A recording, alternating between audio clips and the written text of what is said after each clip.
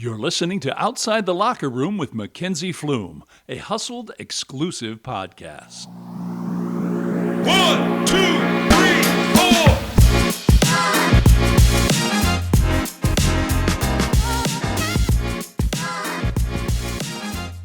Today's guest on Outside the Locker Room is Charley Kale, a former pro soccer player and Division I athlete who's taken everything she's learned on the field and built her own marketing agency. She's now partnered with AthletEX to create a community for former athletes, kind of navigating life after sports. So from building a brand and building a legacy, Charley's story is one that every athlete and entrepreneur definitely needs to hear. So let's step outside the locker room with Charley Kale. How are you? I'm good. I'm so excited to be on this podcast and just kind of feel honored that you even asked me, honestly, but super excited to share any information I can and just my personal journey, I guess. Yeah, well, I see you on Instagram all the time doing all these crazy things, and I'm like, what is she up to? Like, you're just traveling. So I guess where in the world are you today? Now I'm currently in Delray Beach, a really small town outside of Fort Lauderdale, but this is probably the longest I've been in one city since high school or college. So I've definitely been bopping around the world and meeting tons of people. Are you living there currently permanently, semi-permanently right now? I live here permanently, but I do come back up to Ohio, where I'm originally from, at least once or twice a month because most of my family's still in Ohio. Okay, cool. Well, I was going to say, we met in Akron when you were playing soccer there, so I don't actually know a ton of your background information, kind of how you started getting into soccer and the sport, and where you're even from. Will you just give me a little bit of background information, just fill me in on all the gaps that I missed before college? Yeah, of course. So I'm actually from Toledo, Ohio, which also Toledo has a school in the MAC. I played soccer, honestly, my entire life, I think since I was 3 or 2, and I actually played for the same club team my entire life called Pacer Soccer Club in Toledo, Ohio, and then made my way to Akron, so it was still pretty close to Toledo, and soccer was always my true passion and my love. I did play basketball here and there, like every athlete then used to play 2 sports, now they just play 1 sport. But I always was super dedicated to soccer and put in all the extra time and everything, which clearly led me to go D1, which was super exciting. Well, you talk about, going to Akron and playing Division I. Was that kind of always the goal to go play in college? Yeah, definitely was always the goal. I was always super ambitious growing up, and my mom actually, kind of a role model, she did D1 gymnastics at the University of Wisconsin, so I always kind of wanted to, I guess, fill her shoes, if that's the right way to say it, but step up to her expectations in a good way. And also she was such a role model for me. Like, she went through all these hard things and still went to D1 gymnastics, and I was like, if my mom could do it, I could do it. So her and my dad helped me definitely make it to the D1 level, and something I always dreamed of, which was pretty hard. I mean, a small percentage of girls actually make it D1, and playing throughout my life, staying at the same club was also something a lot of people didn't do. So I was very fortunate that I got the opportunity to go and play D1, because I was also hurt pretty badly in a very important recruiting time, like sophomore year to junior year in high school. So it was kind of a difficult, honestly, time for me to get recruited somewhere. And then I ultimately was able to go and play D1 at Akron. I always like to ask, I guess, former athletes this, just because I feel like the recruiting process is so different now than it was even 5 years ago. What did that look like for you? Were you looking at a bunch of schools? Was it only Akron? Was it a couple Division II schools, 1D1? What was the process there? Honestly, for my process, I think it was a little different than most people because, like I said, I only stayed at 1 club my entire life, which it wasn't necessarily one of the most elite clubs. Not many girls on my team were actually looking to go and play after high school or club level. So it was definitely different. And I still think then maybe the program wasn't as advanced in helping athletes go to college, especially on the girls' side. But I knew I always wanted to go D1. I knew that my work ethic would put me there. Maybe not necessarily the skills, but I knew that I would work as hard as possible to get that opportunity. I did actually talk to a few D1 schools and then also D2, Grand Valley State University up in Michigan, which is actually one of the top women's programs for D2. They've won the national championship, I don't know how many times now, but when I was looking to go there 4 years in a row, I believe. And then I was talking to a few other D1s out of state, as well as I wanted to go to Ohio State, didn't happen. I did get injured like in that weird recruiting process, so I started to go to all these ID camps after my junior to senior, where most girls are already been recruited, already have their teams, already know where they're going. And I went to, I'll never forget, Ohio State camp, and they like pull the best 11 players to play against the current Ohio State players. And I got pulled to one of those, and they were like, "Oh my gosh, what's your age? Blah, blah, we'd love to like see you at some games." And then I told them my age, and they're like, "Oh, your class is already full," because I was already going to be senior. So everyone was already there. So I was like telling my parents, I was like, "We need to like get to as many D1 or D1 schools that are like still have spots and still have availability," which was how I found Akron.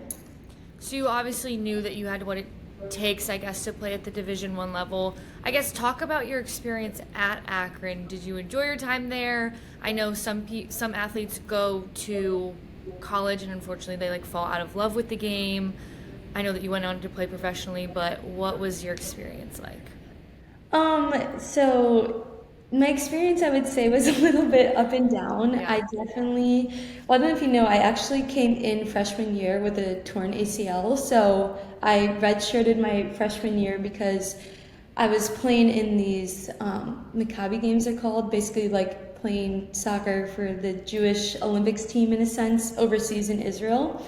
My going into freshman year of college where I tore my ACL, so went into freshman year at Akron and had to redshirt. So I didn't really get that opportunity to get as close with a lot of the teammates because while they were traveling, I was back at Akron, like doing all my rehab. But fortunately then sophomore year came, my redshirt freshman year, and I put in the work, was able to come back and like play almost every minute, I think.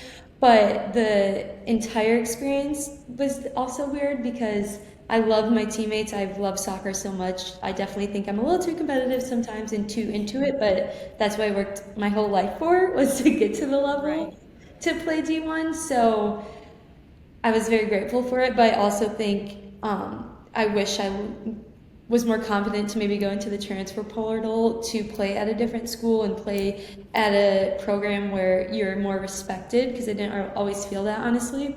And also, like, I love my teammates to death. I still talk to them all the time, but more on the soccer level, I wish I was able to expand my skills better. But then also my junior year, going into senior year, is when COVID came. So it was all a very weird time period. Oh my God, the COVID era, I guess, was so weird. Did you end up finishing out, I guess, with a season at Akron? Yeah, so my senior year, which we were actually supposed to be pretty good in the MAC, but then it all got screwed up because we play in the fall typically. So you like come in July for preseason, play in the fall. And then that year with the COVID, fall season totally got canceled, and we're like, well, that's our senior year. Like, this is our last year. Are we even gonna get to play? So that spring became our season, and we only had like 5 or 6 games the whole entire season. So that was how my last college career games were, in the midst of post-COVID. Yeah. Well, I know a lot of people who, after college, they think they're going to do professional sports, but I know COVID kind of put a stake in that. Was playing professionally something that you really wanted to do, or did it kind of fall into place? How did playing in Israel, I guess, come about? I know you just mentioned something about playing in high school with a team associated with that. Yeah, I can kind of explain it. So the first thing we did before college are these things called the Maccabi Games. They're like the world's 3rd largest sporting event, or 4th. And basically it's just for Jewish people to go and play, and you try out for like your age group. So essentially the Olympics, but you have to be Jewish, and just like proof of it. And you go and play in Israel, and it's every 4 years. So I tried out for the youth USA soccer team against, I think, like 400 people or something, and I made that and played in Israel. And then after college, I actually, because I had my redshirt year from freshman year at Akron, I was actually going to go get my master's and play somewhere else, but I didn't have the best experience with my college coach or in the transfer portal, so also when we played in the spring semester, the transfer portal time was all weird. Like, Right. if I wanted to go into the transfer portal, I would have to do it right after winter break, which was then going into my senior spring season. And unfortunately, when I talked to my coach, they were like, if you go in the transfer portal now, you're not going to play at all this season. And then in my head, I'm like, well, if I don't play a single second this season, why would another coach want to bring me onto their team? Right, absolutely. So I waited until the end of my spring season, which was my final season, which was not supposed to be at that time, and was like in the transfer portal, but also going to get a master's degree. So it's different when you're going to get a master's degree in play than when you're like just going into like the bachelor's degree, because the teams can't help you too much in terms of like bringing you onto the team. So that's where I started applying to a ton of schools, applying in the transfer portal, started talking to a few schools. But like the soccer program just in the NCAA was all screwed up because like now it was in the spring, and then like the NCAA final was like almost going into summer. So teams didn't know still like if that whole senior class who now had the COVID redshirt year was going to stay. So let's say you had 9 seniors who were supposed to be graduating, and then because of COVID, they actually all got their 5th year. So now you don't have another spot on your team, which is what I kept running into. And I didn't want to stay at Akron at all for that. And then I actually found the opportunity. I played in England and also in Israel, and I knew I never wanted to stop playing, basically. Like, I love the sport too much. I didn't get to go out on my own terms. And, like, I would still be training every day, and I do actually still play now for fun. I love that. I love that so much. Did you have to have an agent to kind of help you figure all that out? Yeah, so when I was going to play in Israel, actually, I was like, okay, should I get an agent? Should I reach out to some of my teammates who I know are playing over there? Like, what's the best case for me to do? So I started reaching out to my friends to see, honestly, like who their agents were, who I should work with, because my parents didn't really know anything because they've not been through it. So it's like, how are they supposed to know? How am I supposed to know? And I also didn't have like a college coach to really help me, unfortunately. So I was kind of left to do it by myself. Reached out to some friends, just friends that happened to be in Israel. That's not necessarily where I wanted to play, but where like my friends were. So asked them like for their agents, and then they actually ended up saying, oh, we have an open spot for one more American on our team. Like, would you actually just be interested in coming trying out without an agent? So kind of a more untraditional path, I would say. So once I found there was a spot in Israel, I went to go try out for like 2 months, a 2-month trial period, and then they ended up signing me onto the team. And I played in the Premier League in Israel.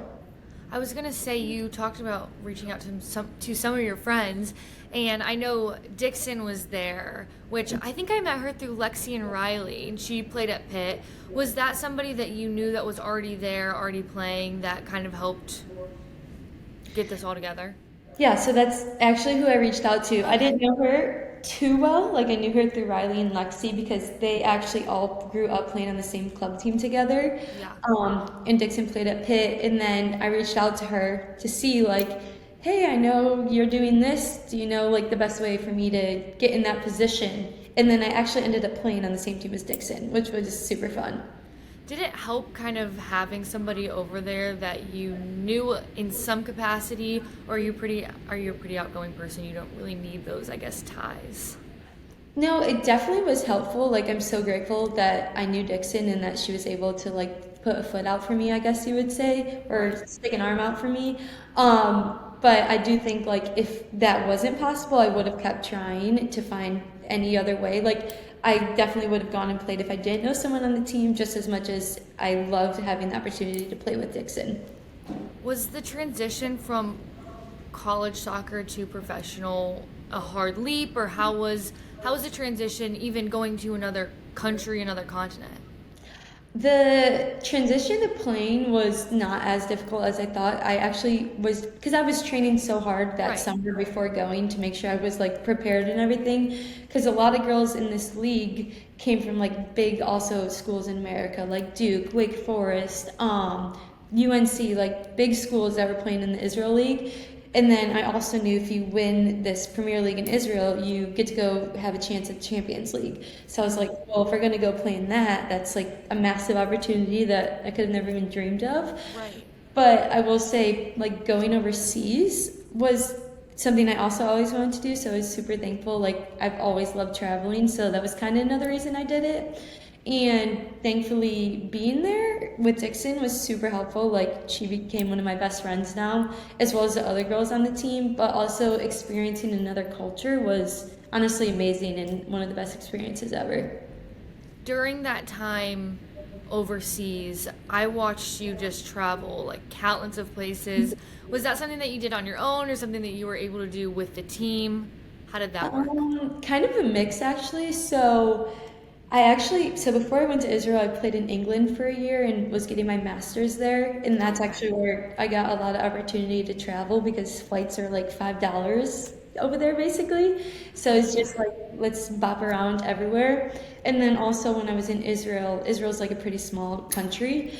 And a lot of my teammates who are actually from Israel, like just knew so much about like the best places to travel or go or see. So the few times that we did have breaks, we took that opportunity to go and travel and explore. Was there a spot that kind of tops them all that you experienced? Oh gosh. Honestly, this wasn't like too far out, but like just going to Tel Aviv in Israel is probably one of my favorite cities that I've been to. Like everyone, is like playing soccer on the beach, which is so much fun. Everyone is just like enjoying themselves, having a good time. It's like a little different now probably, but when I was there, that was probably one of the best things. And just like being with your teammates is so much fun and like seeing where they grew up and like meeting their families.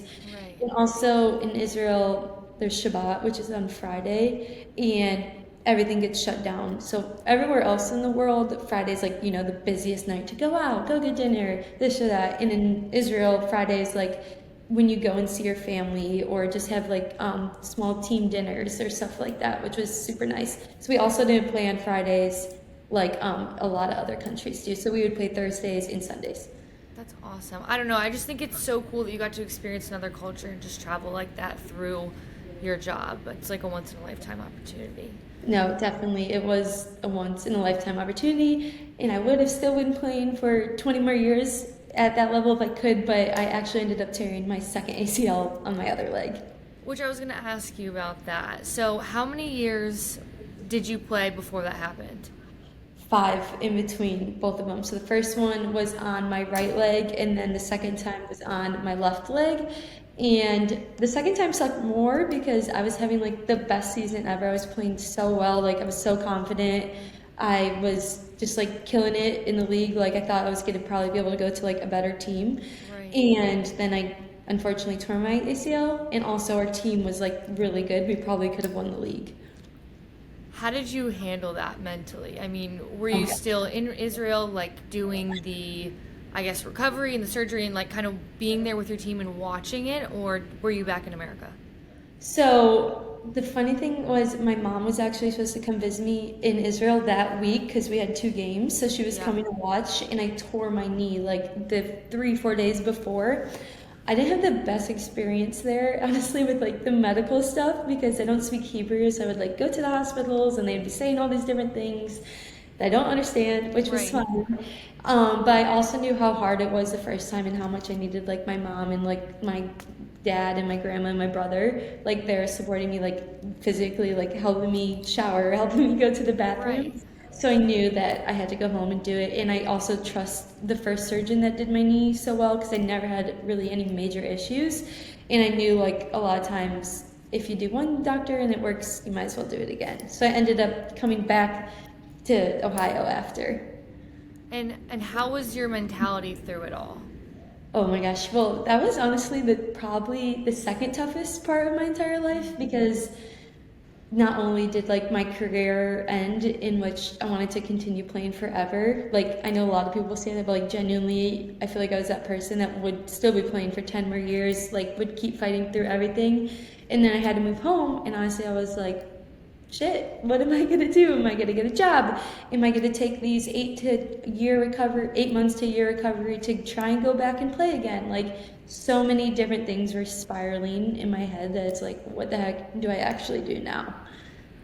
Was it kind of forced upon you to retire from the sport, or was it something that the decision that you made for yourself? I think kind of a mix, if I could say. Like, obviously, I have the ultimate decision to decide if I want to keep playing or if I want to, like, take the next step. But also, like, you unfortunately, at the level I was playing, it is, like, a high league in words, but, like, you don't get paid a lot. And, like, you could be playing in a higher league than a guy and still be paid, like, 5 times less than them. So, like, obviously, to, like, grow a career and, like, a living, you can't really afford to live off of that. So I had to make that decision, and then it's also, like, all my friends have already now been working for 3-4 years, which, not to compare, but it's also, like, you want to be able to have, like, a disposable income, in a sense. A lot of athletes talk about an identity crisis after retiring. Did you experience that at all? And if you did, like, how did you navigate through that? Definitely, and that was, like I said, probably one of the hardest parts of it because I've played soccer my entire life. And that's actually, I started a podcast at that time as well called Repurposing Yourself After Sports, like reps, because you do reps in the gym. But I was in, like, such a dark spot that I was like, I need to talk about how I'm feeling, but no one understands unless, honestly, they've been in that spot.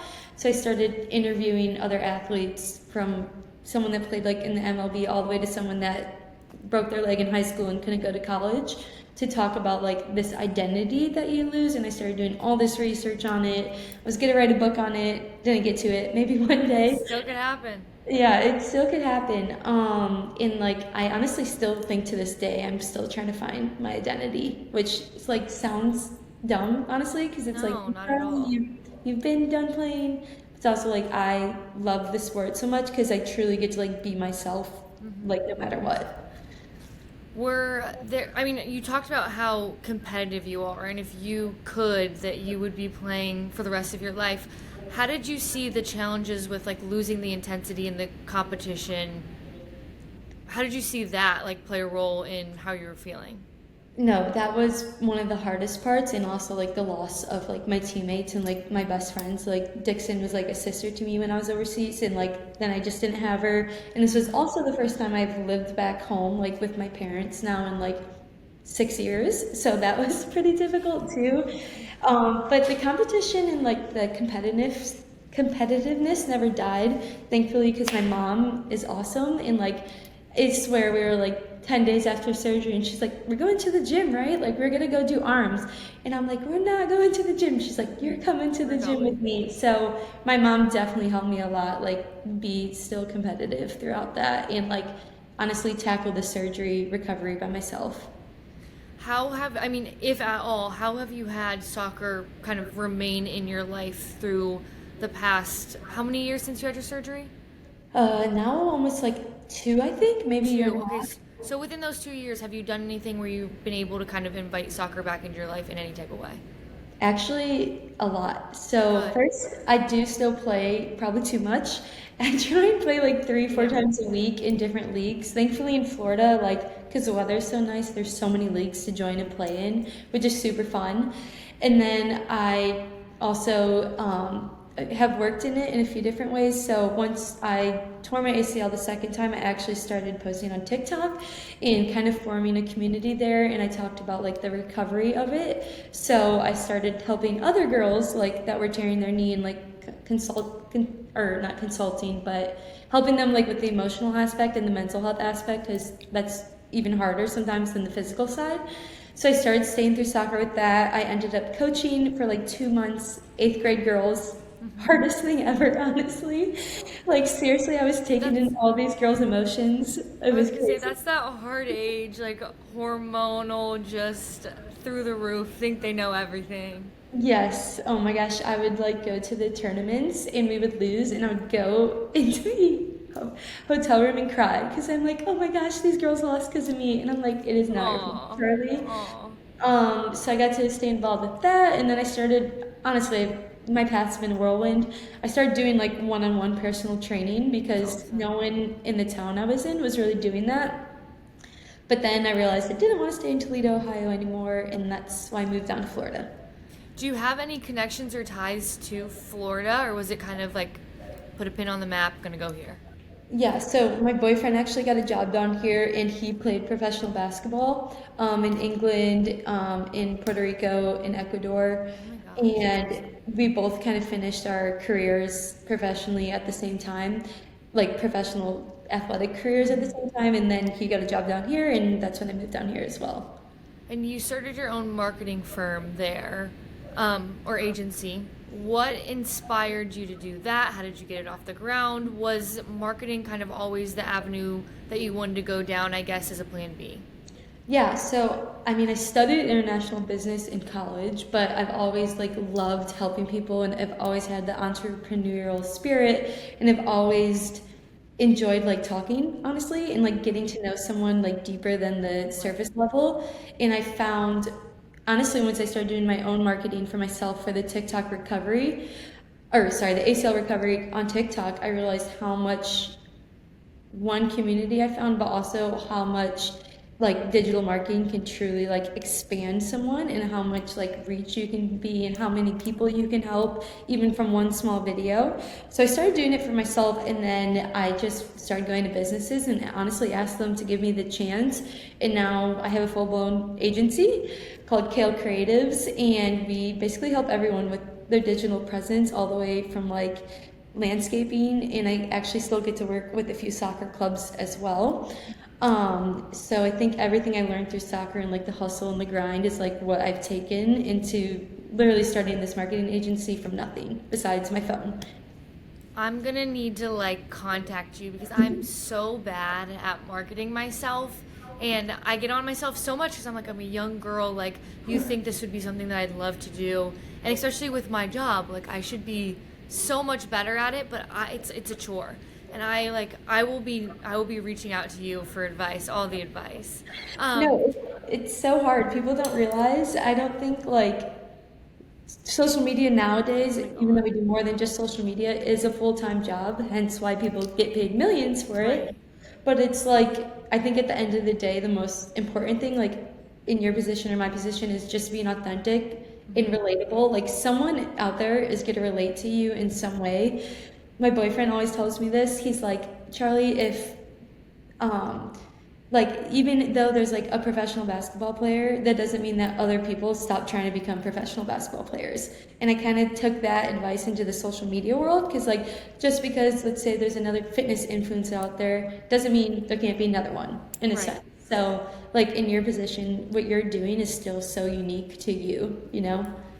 I feel like sometimes, and maybe you even felt like this playing soccer, like at the professional level, like things get a little tainted, I guess. Like you don't think it's as cool as it actually is when you're in the moment, but then people from the outside looking in are like, oh my god, like she's, you know, in your case, traveling all around the world, like playing professional soccer, like as a job. And Yeah. not that you weren't grateful for it, but it was like your everyday reality. So you forget how special things actually are when you're in the moment.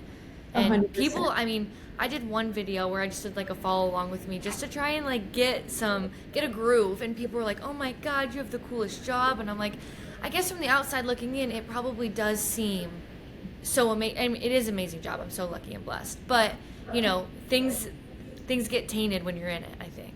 No, definitely. And like, I mean, I'm in that position every day. I'm on social media probably too much. Yeah. And also like the comparison that comes with social media is crazy. And that's where you kind of almost have to step back and be like, okay, just because they're doing this one doesn't even mean it's real. Like half the stuff you see is not real.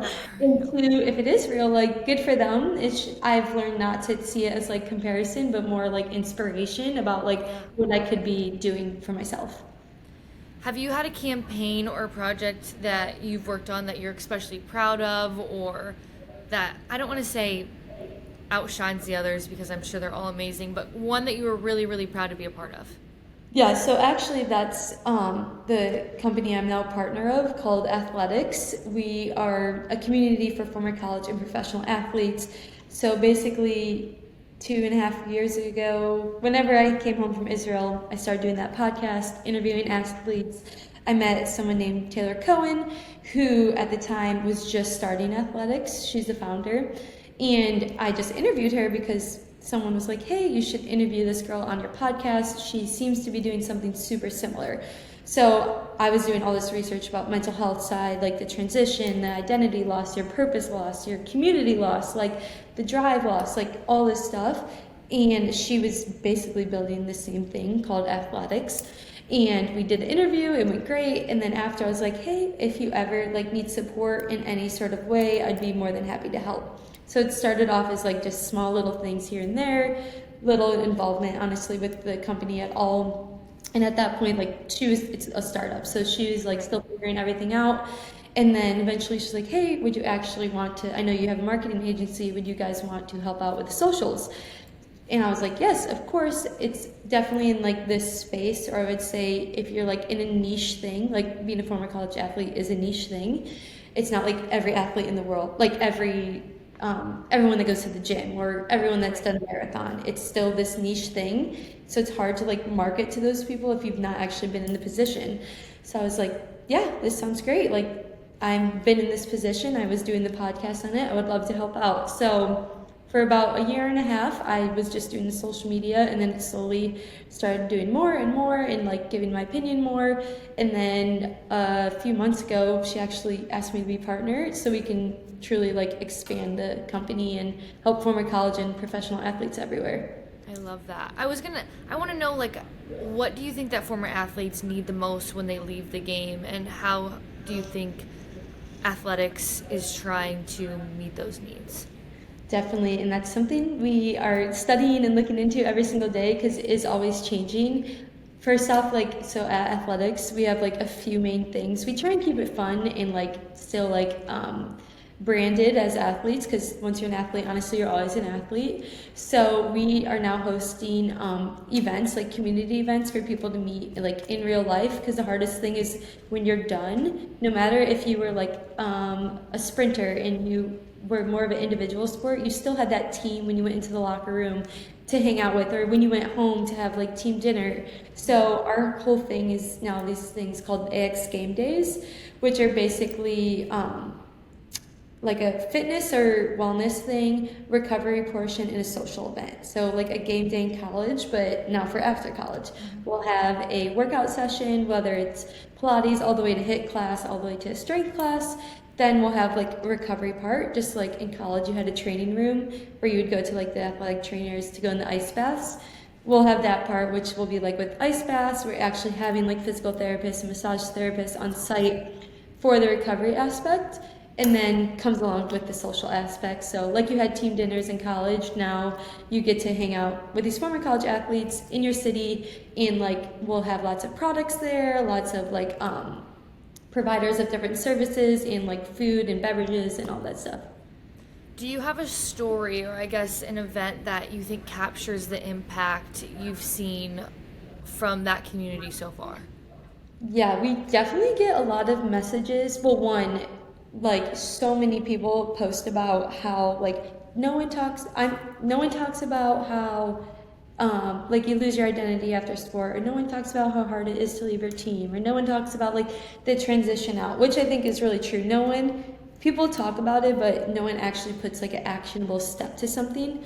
And that's like anything. You can say you're going to do something, but if no one's putting like an actionable step or somehow to actually change it, it won't change. So that's why we actually brought these events where like you can meet your new teammate like here, because they've been through what you've gone through. And we actually had our 1 year anniversary party now, I don't even know, like a few months ago, more than like a year or half a year ago.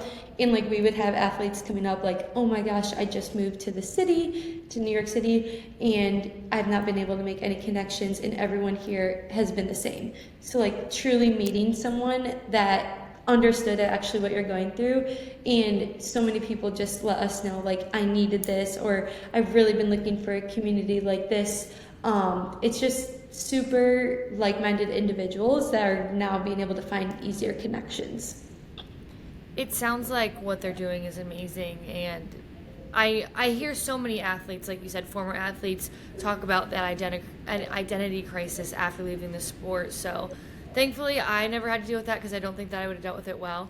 But I'm excited to see kind of where that goes because I think it could be huge. Yeah, definitely. We're starting off, we've been having events in New York, and then actually this summer we're going to about 5 different cities. So we'll be in New York, Boston, Chicago, Austin, LA, and Denver. Oh my gosh. That's So any awesome. former college or pro athletes listening, you should definitely come out to it. It'll be super fun. Okay, I want to do some rapid fire with you, a little like personal edition, I guess. What's one thing that you miss about being on a team and one thing that you definitely don't? One thing I definitely miss is being with my teammates every day, like having that built-in best friend like next to you, literally in every situation. The thing I don't miss is having a bad coach. It can ruin the experience, absolutely. Yeah.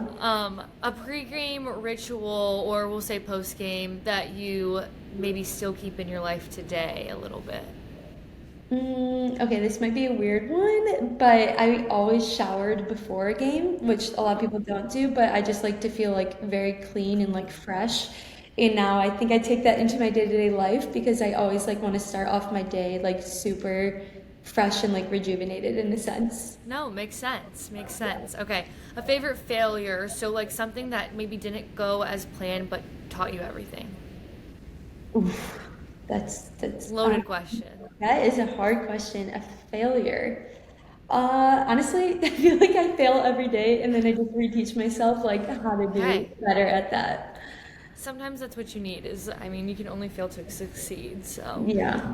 Okay, and then lastly, if you could give one message to every athlete that's stepping off the field for the last time, what would that be? My message would be, and I was actually thinking about this earlier, like what I wish I could have told my younger self, like leaving the field, was that you really do have so many qualities that you've learned from your sport that you can take outside of it, no matter how much you love the sport or like we're connected to it. And also that it's okay to love and miss your sport when you're done playing. And like that isn't a negative thing, and it can actually be something positive because I've met more people ever now still through the sport. Love that. I love always getting that genuine advice at the end because I feel like everybody has such unique things to say that really do help. Well, go ahead and plug yourself, your Instagram, Kale Creations, AthletEX, all that stuff, where people can find you online and follow your journey. Yeah, so I'm clearly on all social media platforms. You can find me on Instagram like personal Charley Kale, my business Kale Creatives, and then also AthletEX, AthletEX Official, and then also on TikTok for anyone that has torn their ACL or you know someone that's torn their ACL. Just Charley Kale like ACL recovery, and you'll find so many tips on like both being the athlete in it and supporting an athlete going through it. Okay. All right. Well, thank you so much for coming on and taking the time to be on the podcast. It means a lot to me, and it's so cool to see you doing well. So No, thanks likewise. again. Thanks for having me. What you're doing is amazing and so needed, and like it really is such a cool industry that you get to work in. Thank you. I appreciate it. Women supporting women. We love it. Women in sports. Yeah, for sure. Okay. Well, have a great rest of your day. Thank you. You too. Bye.